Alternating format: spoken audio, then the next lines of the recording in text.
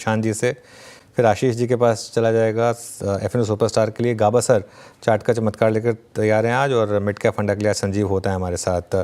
प्रशांत जी, आपका सस्ता ऑप्शन। तो यहाँ पे अनुज जी, मुझे अल्केम काफी अच्छा लग रहा है। उसकी प्लेसमेंट एक ब्रेकआउट के बिल्कुल कगार पे खड़ा है, बाउंड्री पे। मैं थोड़ा प्रीएम करूंगा, और इसकी जो 5400 स्ट्राइक प्राइस की कॉल ऑप्शन करीबन 100-105 के रेंज में चल रही है। यहाँ 54 यानी 55 के नीचे स्टॉप लॉस रख के बाय करने की सलाह होगी। टारगेट होगा 165 और 185, 165, 185। ओके, तो ये इस समय ट्रेड प्रशांत जी की। मीनवाइल मार्केट डे हाई पर है अब। निफ्टी 24,800 वापस क्रॉस करने की तैयारी कर रहा है, तो थोड़ा सा कल के मरहम पर अब बाम लगता हुआ देखते हैं ये कितना टिकेगा यहाँ से। आशीष जी बताइए आपका ट्रेड।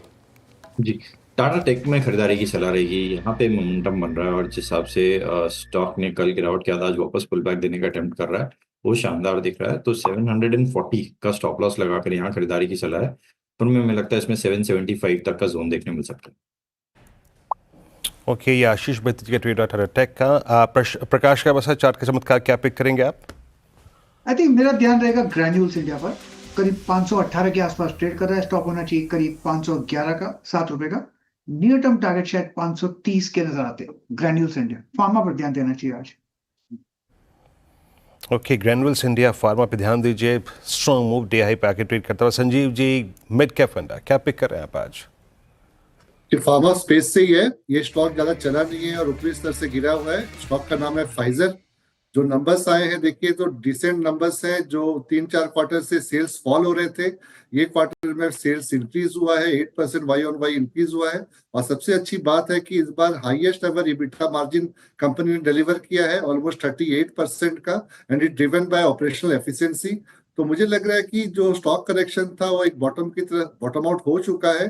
कंपनी का जो वैल्यूएशन है it's trading at 26 times FY27 EPS, और यहाँ पे रिस्क रिवार्ड फेवरेबल है। तो बाय की सलाह रहेगी with target price of 7,000। Okay, market में अब इस समय आप देखें तो एक तरीके का ऑलमोस्ट, अब मैं थोड़ा होपफुली जल्दी नहीं बोल रहा हूँ, लेकिन एक अच्छा खासा मूव आ रहा है इस समय। और डे हाई पर अब आपको निफ्टी ट्रेड करता हुआ दिखाई देगा। अच्छा मोमेंटम है। एक बार तीतागढ़ लेकर आएंगे ज़रा। पिछले हफ्ते का स्टॉक ऑफ द वीक था, कल करेक्ट हुआ था ये, आज सुबह बैंड से बाहर आया।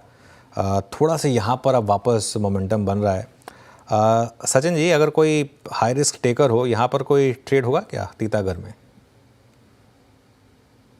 अनुज जी, काफी कॉन्फिडेंट बेस इसने एग्जिबिट किया है 650 के आसपास। वहां पर एक मेजर डबल बॉटम फॉर्मेशन का कंफर्मेशन आया है।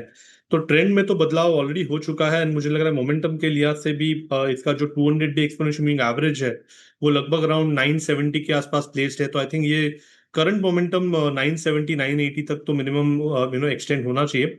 पोजिशनली मुझे लग रहा है 1150 तक की एक रैली बन सकती है काउंटर में। तो मुझे लग रहा है यहाँ पर अभी भी लॉन्ग पोजीशंस ऐड करने में कोई हर्ज नहीं है। एक अच्छा बेस यहाँ पर नजर आया है लगभग अराउंड 840 से लेके 850 के जोन में। सो आई थिंक यहाँ पर 845 के स्टॉप लॉस के साथ यहाँ पर फ्रेश लॉन्ग पोजीशंस भी ऐड किए जा सकते हैं। पहला टारगेट होगा अराउंड 970 का, सेकंड टारगेट होगा अराउंड 1100 का। जी हाँ, और मैं बताऊँ, मैं यहाँ पे बहुत ऐसे मार्क नहीं करता इस बात को, लेकिन इस पुल बैक में एक क्रिटिकल पॉइंट और है, दैट्स रिलायंस। और ये बात मैं कल क्लोजिंग में भी मार्क कर रहा था और अभी मार्क कर रहा हूँ कि रिलायंस ने 17 अप्रैल के बाद अभी किसी भी दिन 10 डे मार्क के नीचे स्लिप नहीं दिया है। और आज की लोअर शेडो यानी ओपनिंग और लो एग्जैक्टली 10 डे मार्क पे परसिस्ट करती है। That's most critical part. I mean एक दिग्गज स्टॉक फ्यूचर के बारे में। मानस, इसकी प्लेसमेंट कैसी लग रही है आपको रिलायंस की? विद स्टैंडर्ड डिस्क्लेमर, इस चैनल का स्वामित्व प्रबंधन रिलायंस इंडस्ट्रीज होल्ड करते हैं, बट मैं एक बड़े क्रिटिकल स्टॉक के बारे में बात कर रहा हूँ। मानस, आपका व्यू? तो देखिए, पहला सपोर्ट 10 डे मूविंग एवरेज पे था जो कि 1425 है, लेकिन एक प्राइस सपोर्ट, एक बहुत ही इंपॉर्टेंट प्राइस सपोर्ट है 1410 का। अगर 1410 के ऊपर स्टॉक ट्रेड करता रहेगा तब तक आप अपनी पोजीशन में बने रह सकते हैं लॉन्ग पोजीशन में। स्टॉप लॉस 1409 के लगा के रखिए, लेकिन फ्रेश खरीदारी 1445 के ऊपर करेंगे। 1445 के लेवल ब्रेक होंगे तब आप 1425 के स्टॉप लॉस खरीदारी करेंगे और 1485 के टारगेट सेट करेंगे। Jam, Reliance doing well. Standard disclaimer आपकी स्क्रीन पे है। सचिन जी के पास एक ट्रेड है। सचिन, क्या पे कर रहे हैं आप? Virendra ji, in fact HDFC bank का मुझे सेटअप इंटरेस्टिंग लग रहा है। काफी अच्छा यू टर्न इसने दिखाया है एंड अपने प्रीवियस डे स्विंग हाई लगभग अराउंड 1940 को चैलेंज कर रहा है। तो मुझे लग रहा है यहाँ पर थोड़े से लॉन्ग पोजीशंस रखने चाहिए। इंट्राडे के लिहाज से ही आपको स्टॉप लॉस लगभग अराउंड 1928 पे लगाना चाहिए। हो सकता है कि ड्यूरिंग द डे एक अच्छी रैली यहाँ पर नजर आए 1956 से लेके 1970 के टारगेट्स के लिए।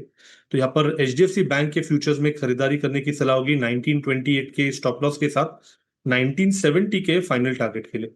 ओके, मीन वाइल वो तीतागढ़ देखिए बात करते करते 12 रुपये का मूव इस स्टॉक में आ चुका है और वो अब 915 पर। और एक चीज़ मैं आपको बताऊं, अब जरा आप देखिए मार्केट को।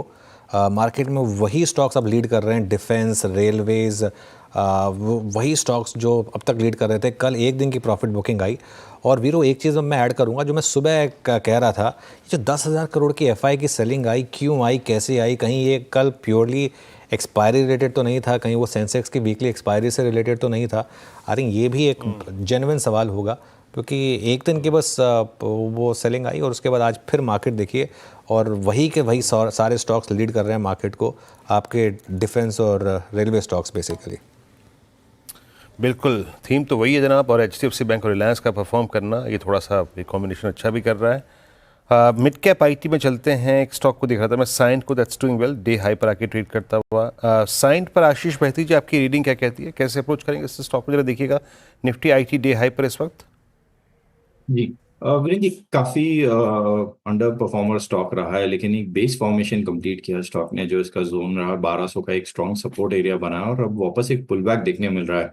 तो यहाँ पे खरीदारी की जा सकती है। जो स्टॉप लॉस इसमें मेंटेन करना है 1275 का एक SL मेंटेन करे। ऊपर में हमें लगता है इसमें शॉर्ट कवरिंग के कारण 1360 तक का जोन देखने मिल सकता है। ओके, चलिए ये इस समय कुछ इंडिविजुअल ट्रेड्स आपके लिए। शानदार मोमेंटम अब बाज़ारों में लौटता हुआ 24,800 के ऊपर अब हम होपफुली सेटल हो रहे हैं। होपफुली बार बार यूज़ कर रहा हूँ मैं।